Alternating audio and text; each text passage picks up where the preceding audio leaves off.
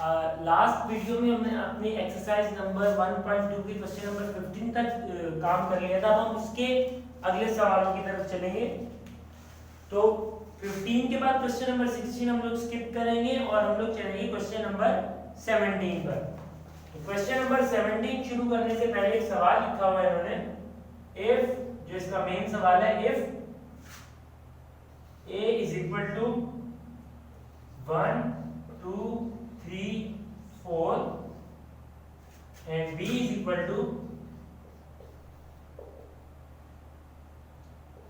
2 4 6 and 8, तो बोला है show that.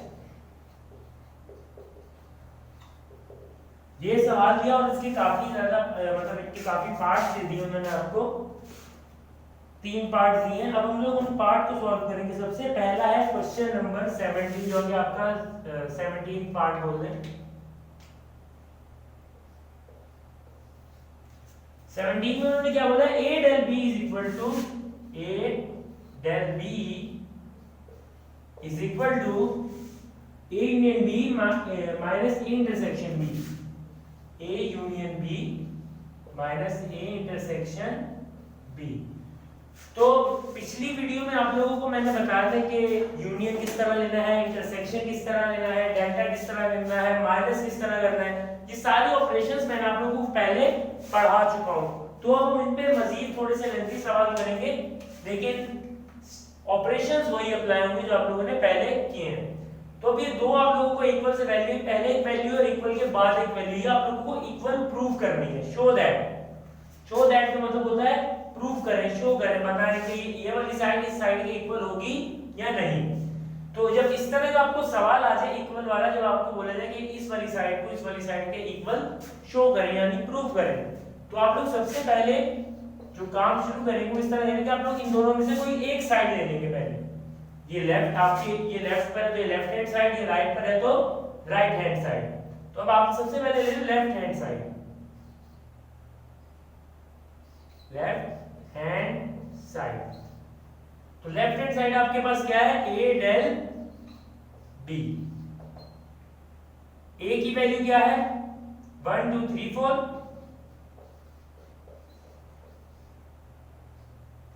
del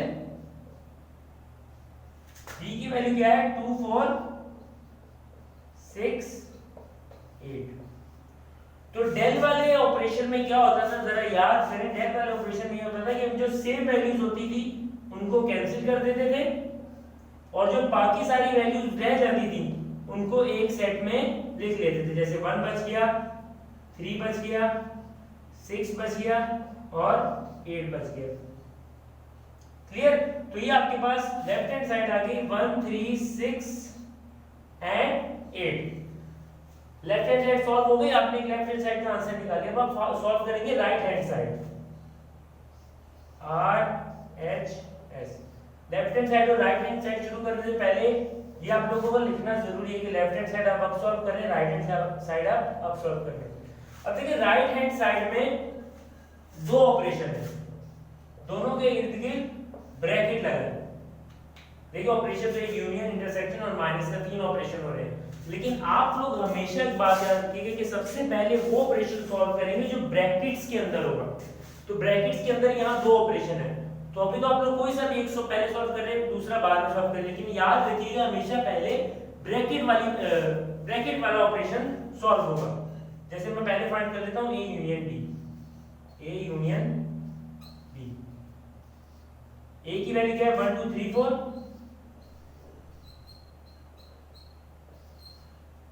union B की वैल्यू क्या है? 2 4 6 8। तो अब जब इन दोनों का यूनियन लेंगे, यूनियन में क्या होता था कि तमाम वैल्यूज एक साथ तरतीब से लिख देते थे आप लोग। तो सबसे पहले 1 फिर 2। देखिए 2 दोनों में सेम आ रहा है, लेकिन मैंने आप लोगों को एक बात बताई थी, शायद याद हो आप लोगों को, कि जो सेट होता है उसमें कभी भी वैल्यूज रिपीट नहीं होती। अगर आपके पास सेम वैल्यू आ जाए तो आप उसे 2 की बजाय सिर्फ एक दफा लिखेंगे। तो 2 2 दफा था, एक दफा आ गया। 3 4 भी 2 दफा था, एक दफा लिख दिया। और 6 and 8। तो ये आ गया आपके पास ए यूनियन बी यानी ये पहले वाली साइड। अब आप लोग ये वाली ब्रैकेट सॉल्व करेंगे जो कि है ए इंटरसेक्शन बी। तो ए की वैल्यू 1 2 3 4, इंटरसेक्शन बी की वैल्यू 2 4 6 8। अब इंटरसेक्शन में आप लोगों को याद हो क्या होता था कि जो दो सेट दिए जाते हैं उनमें से जो सेम वैल्यू होती थी वो लिख दी जाती थी। तो 1 क्या दोनों में सेम है? नहीं। 2 दोनों में सेम है? जी हाँ, तो 2 लिखा जाएगा। 3 दोनों में सेम नहीं है, 4 दोनों में सेम है तो 4 भी लिखा जाएगा। और 4 के बाद तो कोई है नहीं तो कोई सेम हो भी नहीं सकता। तो ये हो गया आपके पास ए यूनियन बी का आंसर और ए इंटरसेक्शन बी का आंसर, यानी इस ब्रैकेट का और इस ब्रैकेट का आंसर आ गया। अब उन दोनों आंसर जो आए हैं उन दोनों को क्या कर देंगे? माइनस से। यहाँ पे बीच में माइनस का साइन है। तो A union B minus A intersection B. तो ए यूनियन बी का आंसर क्या था? 1 2 3 4 6 8। 1 2 3 4 6 and 8 माइनस बी का इंटरसेक्शन बी का आंसर क्या है? जो कि ये वाली वैल्यू है, ए यूनियन बी का ये वाली वैल्यू लिख ली, माइनस आ गया। अब इंटरसेक्शन बी की वैल्यू जो क्या है 2 और 4। तो माइनस भी कुछ डेल की तरह होता है। माइनस में क्या होता है कि सेम वाली वैल्यू कट जाती है और जो पहले सेट में बाकी रह जाती है। डेल्टा में ये होता था कि दोनों सेट में जो बच जाती है, लेकिन माइनस में होता है कि पहले सेट में जो वैल्यू बच जाती है वो आंसर में लिखी जाती है। 1 3 6 8। वैसे यहाँ पर तो दूसरे में वैसी कोई नहीं बची, लेकिन अगर बच भी जाती तो हम वो नहीं लिखते। तो देखें राइट हैंड साइड की आपके पास वैल्यू आ गई 1 3 6 8 और लेफ्ट हैंड साइड की वैल्यू आपके पास क्या थी? 1 3 6 एंड 8। तो आप लोग देख सकते हैं कि जो लेफ्ट हैंड साइड की वैल्यू है वो राइट हैंड साइड की वैल्यू के इक्वल आ चुकी है। तो आप लोग लास्ट पर ये चीज लिखेंगे कि hence left hand side is equal to right hand side. बस यहां तक आपका ये सवाल सॉल्व होगा। आप लोगों को एक सवाल दिया जाएगा जिसमें एक लेफ्ट हैंड साइड को राइट हैंड साइड के इक्वल प्रूव करना है, वो बोलेगा शो दैट। इस तरह का सवाल पूछ सकता है। आपको ये करना है कि लेफ्ट हैंड साइड लेनी है, उसको सॉल्व करना है, फिर राइट हैंड साइड लेनी है, उसको सॉल्व करना है। एक बात याद रखिए कि ब्रैकेट वाली वैल्यू पहले सॉल्व होगी। तो इस तरह आप लोग ये सवाल सॉल्व करेंगे। क्वेश्चन नंबर 17 करवा दिया आपको, 18 आप लोग खुद करेंगे, 19 आप लोग खुद करेंगे। इसके बाद आ जाता है क्वेश्चन नंबर 20, जो कि आपका बहुत इंपॉर्टेंट सवाल है। आप लोगों के पेपर में आने के चांसेस इसके सबसे ज्यादा है।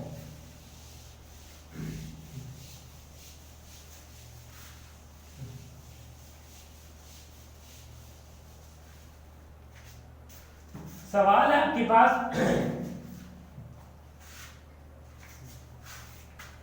फिर इसमें सेकंड मार्क है।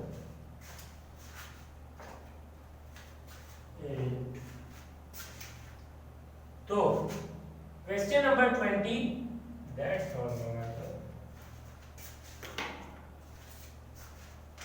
Question number 20, if u is equal to 1 2 3 so on till 20, a is equal to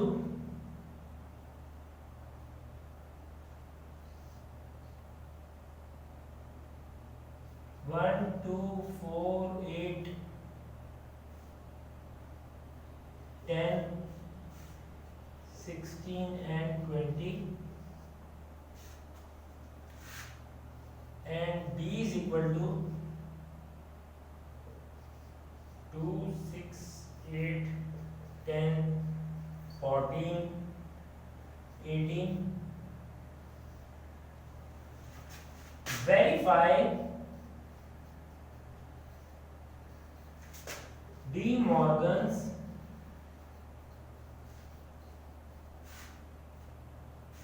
law.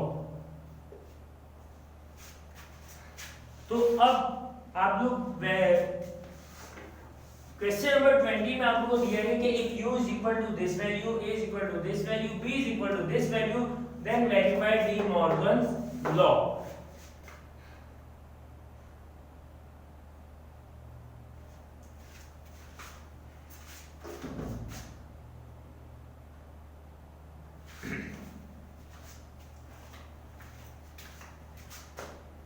तो डी मॉर्गन्स लॉ क्या है वो सबसे पहले आप लोग देख लें। डी मॉर्गन्स लॉ में आपके पास दो पॉसिबिलिटीज होती हैं, दो तरह के इसमें डी मॉर्गन लॉ ने दो तरह के आप लोगों को दो तरह के लॉज दिए थे।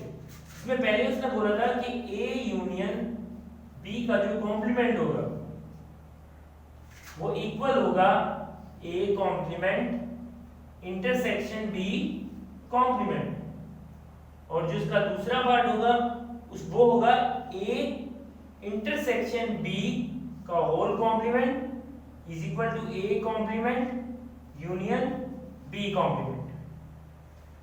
तो मुश्किल कोई नहीं है, आप लोगों ने इसमें भी लेफ्ट हैंड साइड को राइट हैंड साइड के इक्वल प्रूव करना है दोनों पॉसिबिलिटीज में।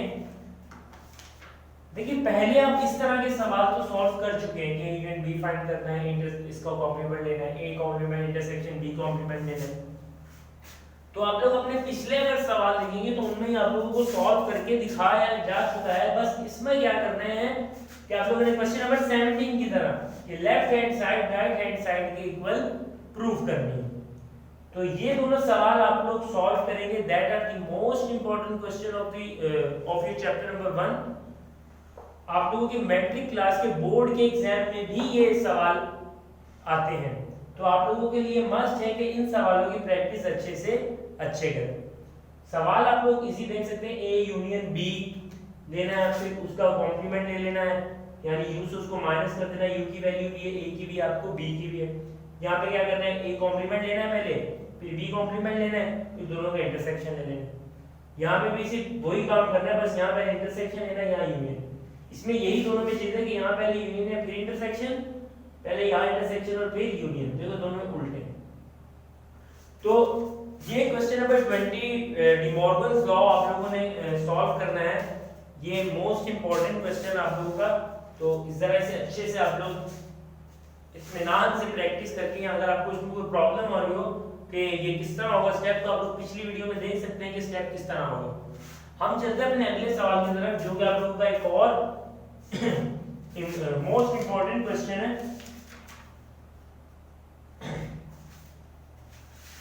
Question number 21।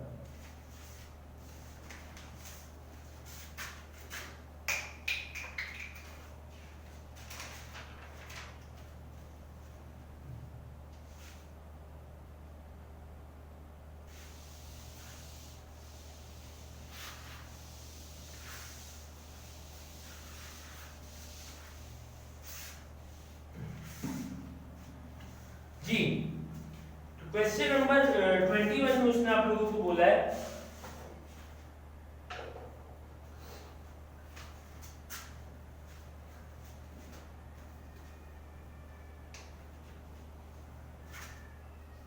कि verify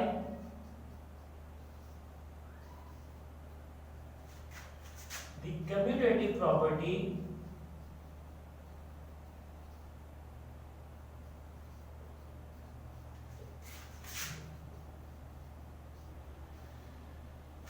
of union and intersection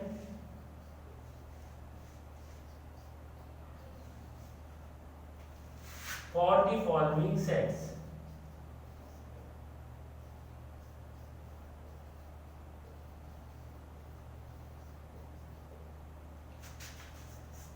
जिसमें आप लोगों को सेट कौन कौन से दिए हुए हैं, ए सेट है 1 2 3 4 5,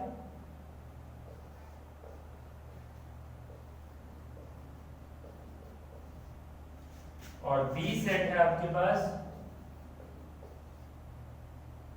3 5 7 एंड 9। तो ये जो आपके पास सेट दिए हुए हैं और उन्होंने बोला है कि इसमें कम्यूटेटिव प्रॉपर्टी ऑफ इंटरसेक्शन और यूनियन आप लोगों ने क्या करनी है, वेरीफाई करनी है, यानी प्रूव करनी है। वो आप लोगों को वही लेफ्ट हैंड साइड है वाला सीन है। तो अब मैं आप लोगों को जरा कम्यूटेटिव प्रॉपर्टी बता दूं होती क्या है। उसने क्या बोला, commutative property of union and intersection. तो सबसे पहले कम्यूटेटिव प्रॉपर्टी ऑफ यूनियन देख लें।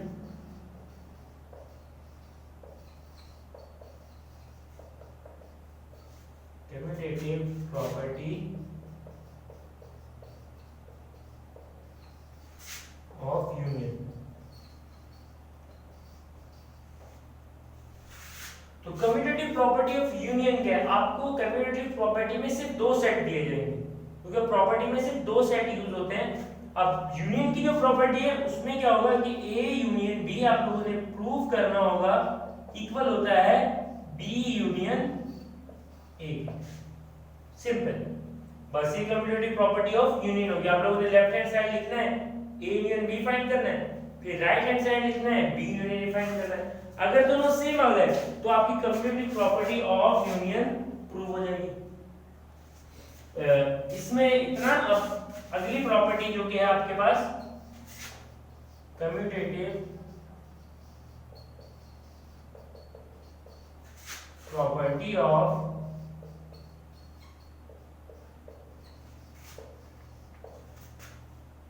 इंटरसेक्शन।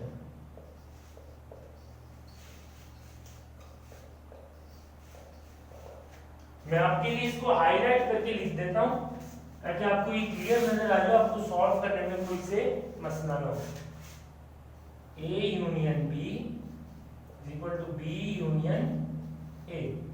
अब इंटरसेक्शन दिए तो वही चीज A intersection B is equal to B intersection ए।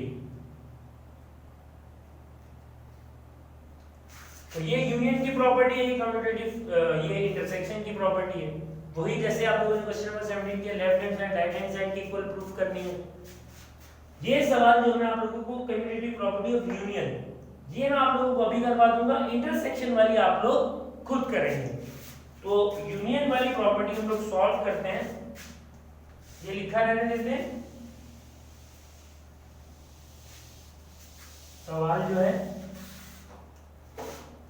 पहली आप लोगों ने सॉल्व कौन सी करनी है, A union B equal to B union A. तो सबसे पहले आप लोग सॉल्यूशन, सबसे पहले ले लें आप लोग left hand side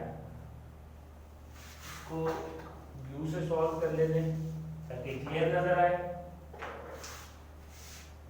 left hand side, तो लेफ्ट हैंड साइड में क्या, ए यूनियन बी। ए क्या आपके पास 1 2 3 4 एंड 5। यूनियन बी क्या आपके पास 3 5 7 9। हाँ भाई, तो यूनियन में क्या होता था, तमाम नंबर्स लिख दिए जाते थे एक तरतीब के साथ। 4 5 3 5 पहले आ गया, 7 एंड 9। ए यूनियन बी का आंसर आ गया। अब हम फाइंड करेंगे बी यूनियन ए। बी क्या है 3 5 7 9।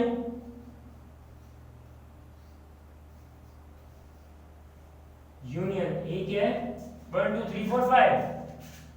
1 2 3 4 एंड 5। यूनियन लें तो आम नंबर लिख दी जाएंगे तरतीब के साथ। सबसे पहले 1 आता है, फिर 2 आता है, फिर 3 आता है, फिर 4 आता है, फिर 5 आता है, फिर 6 तो है नहीं, 7 आएगा, फिर 9 आएगा। तो आप लोगों के सबके सामने होगा कि ए, ये तो आपके पास राइट हैंड साइड थी ना, तो यहाँ पर लिख लीजिएगा राइट हैंड साइड।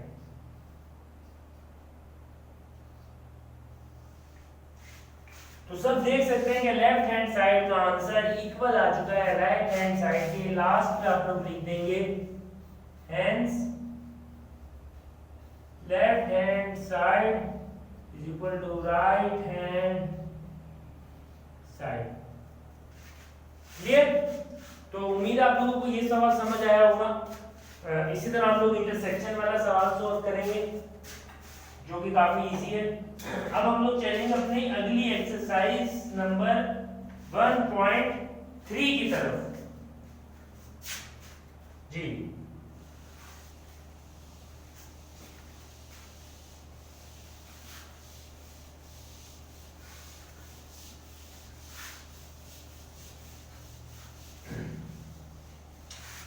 तो एक्सरसाइज नंबर 1.3 में आप लोगों का पहला सवाल है। इसमें आप लोगों ने यूनियन वाला ऑपरेशन पढ़ लिया, इंटरसेक्शन पढ़ लिया, माइनस पढ़ लिया, डेल्टा पढ़ लिया, कॉम्प्लीमेंट पढ़ लिया। अब आपके पास एक नया ऑपरेशन आया है जो कि है मल्टीप्लिकेशन का।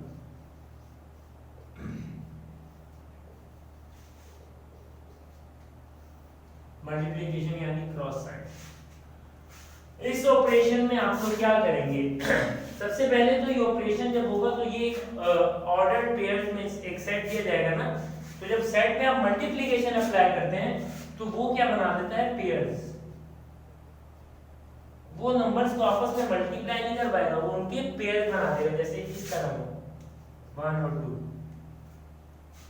ठीक है, तो वो इस तरह का पेयर बना देगा, ना कि नंबर को मल्टीप्लाई करवाएगा। 1 मल्टीप्लाई बाय 2 तो 2, इस तरह नहीं होगा। जैसे फॉर एग्जांपल हम एक्सरसाइज नंबर 1.3 का पहला सवाल करते हैं, उससे आप लोगों को ये क्लियर हो जाएगा। तो एक्सरसाइज 1.3 पर हम लोग आ चुके हैं। क्वेश्चन नंबर 1 है इसका कि if a is equal to a b c and d and b is equal to yc, तो बोला फाइंड करें a मल्टीप्लाई बाय b। तो अब आप लोग इसमें a multiply by b find करेंगे। ये वही मल्टीप्लिकेशन का ऑपरेशन है जो आप लोगों को जिसके बारे में मैंने अभी बताया। अब इस मल्टीप्लिकेशन वाले ऑपरेशन को हम लोग शुरू करते हैं।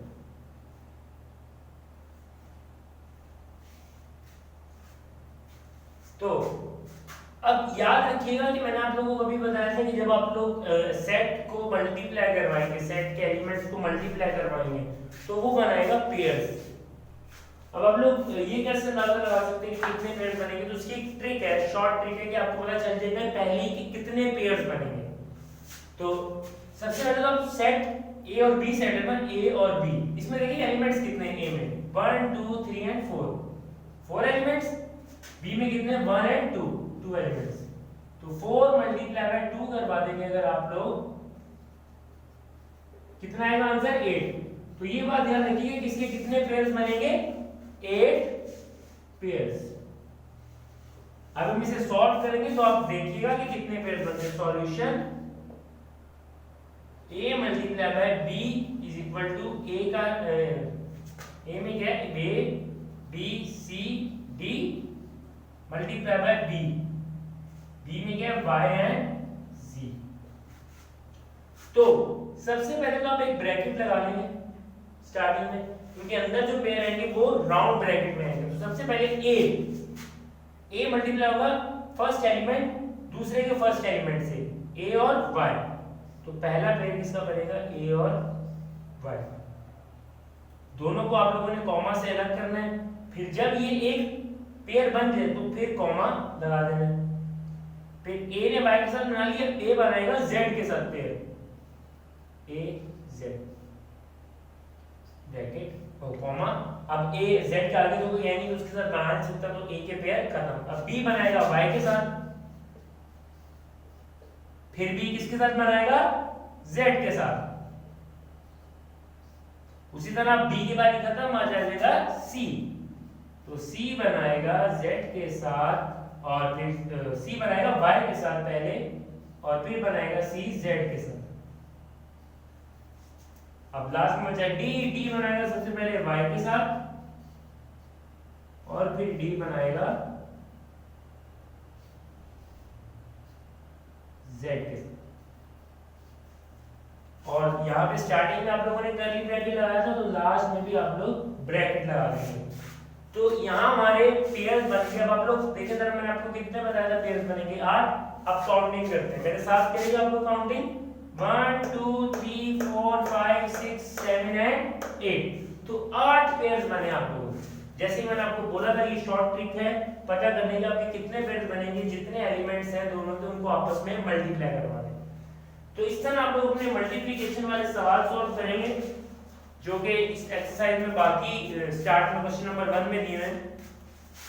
जैसे मैं आपको बताता हूं कि आप लोगों ने अभी a multiply by b find किया, उसके बाद आप लोग फाइंड करेंगे b मल्टीप्लाई बाय a उल्टा करके, फिर आप लोग फाइंड करेंगे a multiply by b, a multiply bye a, फिर फाइंड करेंगे b multiply by b। Clear? तो ये था क्वेश्चन नंबर 1 मल्टीप्लिकेशन का। अब इसके बाद हम लोग चलेंगे क्वेश्चन नंबर 2 पर, जो आपका इस चैप्टर का one of the most important question है। एक डिमॉर्गन का आपको मैंने पहले बताया और एक ये वाला सवाल बहुत इंपॉर्टेंट है, काफी दफा पेपर में आ चुका है। क्वेश्चन नंबर 2 है, suppose that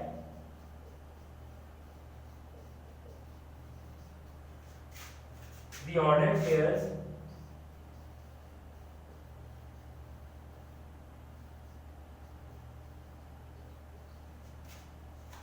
x plus y comma 2 and 4 comma x minus y are equal. Find x and y. Find x and y. तो इस सवाल में देखिए उन्होंने आपको क्या बोला सबसे पहले कि suppose that the ordered pairs, ये एक पेयर है, मैंने आपको ब्रैकेट में वैल्यू जो होती है दो, ये एक है और ये दूसरी है। तो दो वैल्यूज के एक ऑर्डर्ड पेयर है, एक x plus y is equal to 2 और एक 4 और x minus y are equal. क्या बोला इसने कि दोनों जो ऑर्डर्ड पेयर्स हैं वो इक्वल है, यानी कि ये वाला पेयर x plus y, 2 और 4, x minus y are equal, मतलब दोनों इक्वल है। उसने बता दिया आपको सवाल में। तो उसने बोले फाइंड x एंड y। तो आप लोगों को फाइंड क्या करना है, x और y। इसको जरा मैं थोड़ा सा छोटा करके लिख दूं ताकि सवाल आ जाए इसी पर। 4x minus y is equal to x plus y और 2।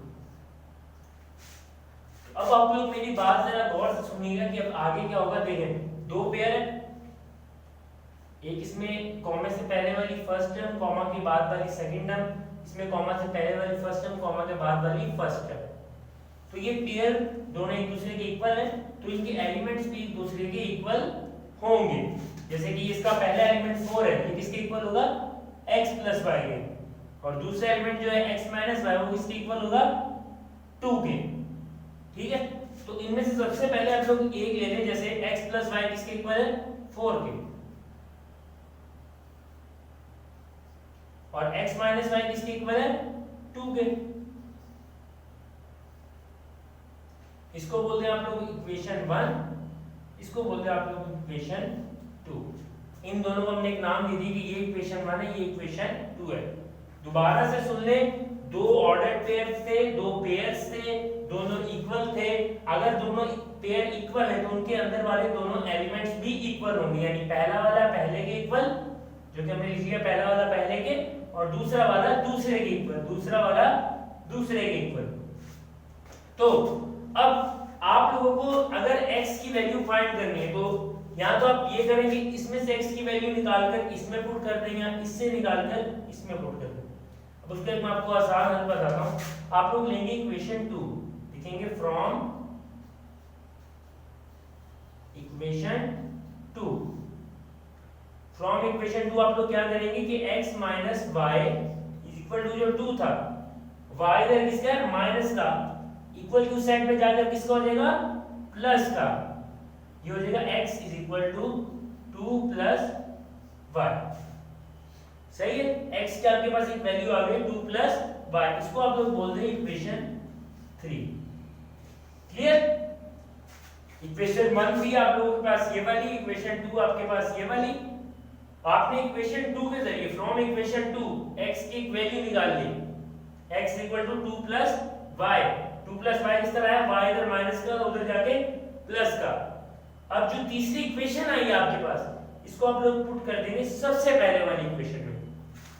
पुट 3 in 1, यानी इक्वेशन 3 को इक्वेशन 1 में पुट कर देंगे। तो x equal to 2 plus y है, तो यहाँ पे x की जगह क्या आ जाएगा, 2 plus y plus y is equal to 4। दोबारा सुन ले, तीसरी इक्वेशन आपके पास आ गई थी, आपने तीसरी इक्वेशन को पहले में पुट किया। तीसरी इक्वेशन क्या थी, x की वैल्यू आ गई थी 2 प्लस वाई, तो जो x की वैल्यू थी 2 प्लस वाई वो 1 में x की जगह, ये x की जगह यहां पे हमने रख दिया 2 प्लस वाई, उसके बाद प्लस, और ये y वैसे का वैसे ही इज इक्वल टू 4 वैसे का वैसे। अब यहां से ब्रैकेट खुलेगी, हो जाएगा 2 प्लस वाई कितने हो गए, 2y इज इक्वल टू 4। 2 इधर प्लस का उस साइड पे जाके माइनस का, तो 2y is equal to 4 minus 2। 2y is equal to 4 minus 2 कितना बचा, 2। यहां 2 से इक्वल के उस वाला 2 cancel, y is equal to 1 बच गया। समझ ना आई हो तो वीडियो दोबारा रिपीट करके आप लोग देख सकते हैं, लेकिन मैं फिर भी आप लोगों को बता रहा हूं कि आप लोगों ने जब पुट 3 in 1 किया, इक्वेशन 3 में जो x की वैल्यू आई थी ये आप लोगों ने 1 में पुट की, उसके बाद आप लोगों के पास इस तरह की इक्वेशन बन गई। तो 2 प्लस वाई, 2y वजन में कितने बन जाएंगे, 2y। अब 2 इधर प्लस का तो उस साइड पे जाके किसका हो गया, माइनस का, 4 माइनस 2, तो 2y इज इक्वल टू क्या आया, 4 माइनस 2 2। तो इक्वल के अगर इस तरफ भी सेम और उस तरफ भी सेम वैल्यू तो वो कैंसिल हो जाएंगी। y इज इक्वल टू, जब 2 से डिवाइड होगा आंसर आ जाएगा 1। क्लियर? ये आ गया आपके पास y की वैल्यू। अब आप इस y की वैल्यू को इक्वेशन नंबर 3 में पुट करेंगे ताकि आपके पास x की वैल्यू आ जाए। Put y is equal to 1, जो कि अभी आपने वैल्यू निकाली है, इन इक्वेशन 3। इसको इक्वेशन 3 में पुट करेंगे तो हो जाएगा, देखें, x is equal to 2 plus y की जगह क्या आ जाएगा, 1, तो x is equal to 2 plus 1 3। तो आपके पास y की भी वैल्यू आ गई और x की भी वैल्यू आ गई। तो इस तरह आप लोग अपना ये वाला सवाल सॉल्व करेंगे। काफी इंपॉर्टेंट सवाल है और मुझे पता है काफी आप लोगों को मुख्तलिफ भी लग रहा होगा, काफी टफ भी लग रहा होगा, लेकिन मैं आपको बता दूं, ये आप लोग अगर 3-4 दफा या 5 दफा प्रैक्टिस कर लेंगे ना, कॉपीज पर अपनी या रजिस्टर पर किसी भी चीज पर, तो आपको ये सवाल हलवा की तरह आएगा, बिल्कुल इजी हो जाएगा आपके लिए। तो प्रैक्टिस इसकी करिएगा अच्छे से अच्छे, तो आपको ये सवाल आसान लगने लगेगा। ये हो गया हमारा क्वेश्चन नंबर 2। अब इसके आगे जो एक्सरसाइज नंबर 1.3 के सवाल हैं उनको देख लें। क्वेश्चन नंबर 3 और क्वेश्चन नंबर 4, इन सब में वही पीछे वाले ऑपरेशंस अप्लाई हो रहे हैं। मैं आप लोगों को दिखा देता हूं।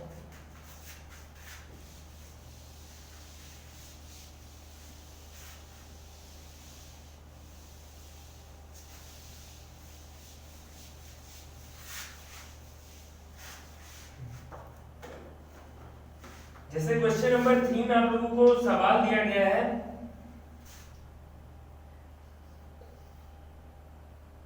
Late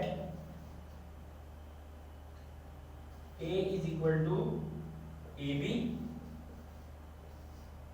b is equal to 2 3 and c is equal to 3 and 4। तो बोल रहे फाइंड करें a multiply by b union c।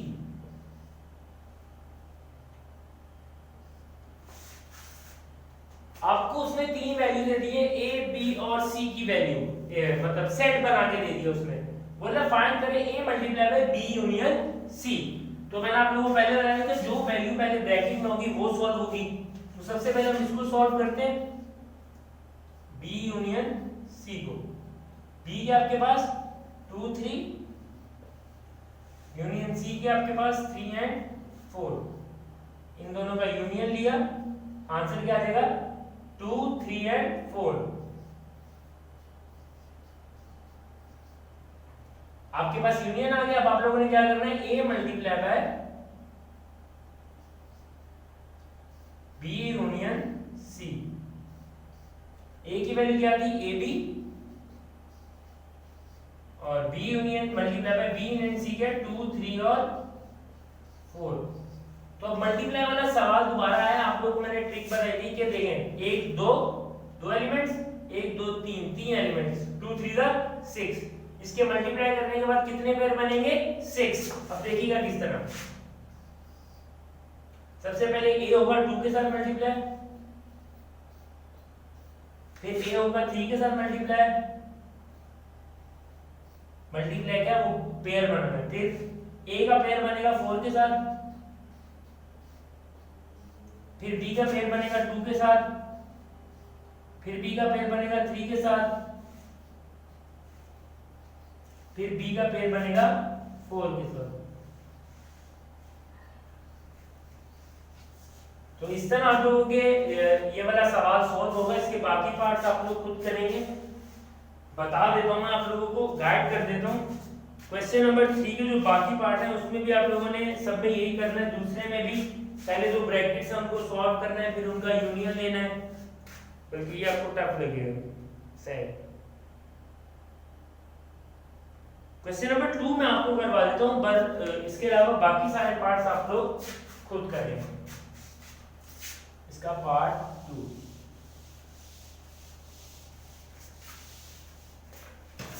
A multiply by B union B, A multiply by C, A multiply by B union A multiply by C. इसका solution शुरू करेंगे। मैंने सबसे पहले आप लोगों को बताया था, मेरी बात याद रखिएगा, हमेशा ब्रैकेट वाली वैल्यू पहले सॉल्व होती है। ए मल्टीप्लाई बाय बी को आप मल्टीप्लाई करवाएंगे, ए को बी के साथ, ए क्या है ए बी, और बी क्या है 2 3। तो ए का 2 के साथ पेयर बनेगा, ए का 3 के साथ पेयर बनेगा, फिर बी का 2 के साथ पेयर बनेगा, और फिर बी का 3 के साथ पेयर बनेगा। ये आ गया आपके पास ए मल्टीप्लाई बाय बी। अब फाइंड करेंगे आप लोग क्या, ए मल्टीप्लाई बाय सी। हाँ भाई, तो ए क्या आपके पास ए बी, और सी क्या आपके पास सी है 3 एंड 4। इन दोनों को मल्टीप्लाई करवाएंगे, ए का पेयर 3 के साथ, ए का पेयर 4 के साथ, बी का पेयर 3 के साथ, बी का पेयर 4 के साथ। ये आ गया आपके पास ए मल्टीप्लाई बाय बी और ए मल्टीप्लाई बाय सी। अब क्या करना है, दोनों का यूनियन। अब यूनियन किस तरह होगा वो देख लीजिएगा, A multiply by B union A multiply by C. तो ए मल्टीप्लाई बाय बी की वैल्यू क्या है,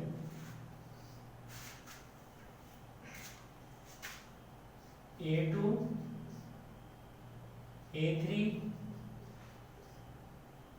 B2 और B3। ये आ गया आपके पास ए बी की वैल्यू। अब इसका क्या करना है, यूनियन किसके साथ, मैं नीचे लिख रहा हूं क्योंकि आगे जगह नहीं है, ए मल्टीप्लाई बाय सी के साथ, जो कि है A3 फिर A4 फिर है B3 फिर है B4। तो अब ये दो सेट आ गया आपके पास, आगे A मल्टीप्लाई बाय B का सेट और A मल्टीप्लाई बाय C का सेट। अब याद रखिएगा कि ये एक पूरा सेट है और ये उसके 4 एलिमेंट्स हैं, ये इसके 4 एलिमेंट्स हैं।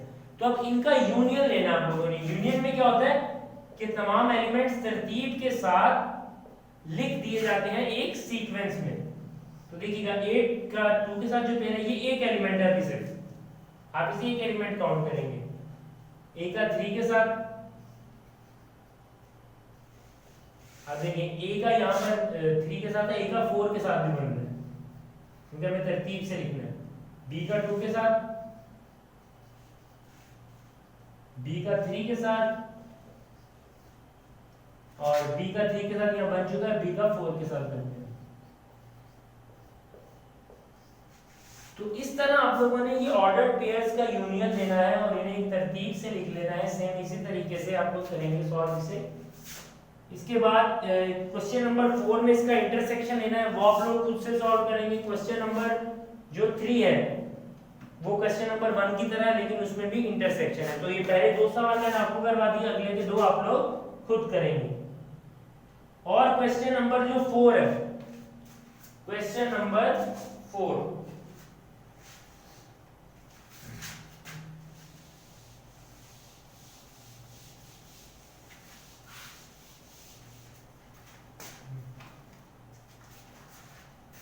क्वेश्चन नंबर 4 में उसने क्या लिखा है जरा गौर से देखिएगा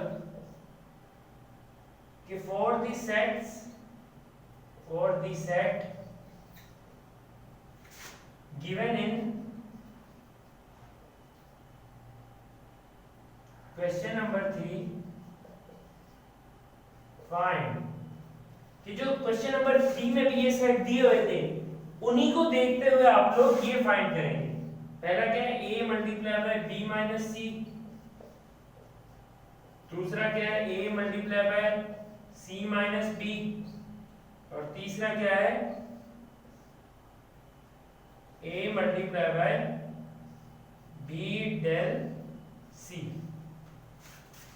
तो ये तीनों पार्ट आप लोग खुद से करेंगे, मैं आप लोगों को तरीका बता देता हूं। देखें पहले तो ब्रैकेट वाला सॉल्व करेंगे, तो b माइनस सी पहले आप लोग फाइंड करेंगे कि b माइनस सी क्या आएगा। अब वही ब्रैकेट के जरिए सेम वाले कट और पहले सेट में जो बच जाते हैं फिर उसको a से मल्टीप्लाई करवा देंगे।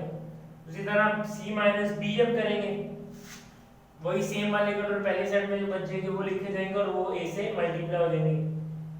3 में क्या करेंगे a b del c, del find करेंगे दोनों का, फिर उसको a से मल्टीप्लाई कर देंगे। सिंपल सबसे इजी सवाल ये तीनों है पूरी एक्सरसाइज में। ये आप लोग खुद से करेंगे, जो पहले सवाल आप लोग को बता दिए वो भी आप लोग खुद से करेंगे। उम्मीद है यहाँ तक आप लोगों को समझ आ गए होंगे सवाल। अभी स्टार्टिंग से मैं थोड़ा कम काम लेकर चल रहा हूँ। वैसे अगर आप लोग क्लास होंगे तो आप लोग देखते कि आप लोग कितना काम अभी कर चुके होंगे, तो इतना ही कर लें आप लोग अभी। इन सूरत में आपके लिए यही काफ़ी है बेटा, यही बहुत अच्छा है। अगर आप इतना भी कर लेंगे तो इससे बड़ी अचीवमेंट आपके लिए कुछ नहीं होगी। उम्मीद है आप लोगों को सब कुछ समझ आएगा। अगर किसी को नहीं समझ आया तो वो वीडियो रिमाइंड करके दोबारा से देख सकता है। उम्मीद आप लोगों को समझ आ जाएगा। तो अगले हफ्ते हम अगली एक्सरसाइज करेंगे, अगली एक्सरसाइज की वीडियो बनाएंगे। तो तब तक के लिए अल्लाह हाफिज़।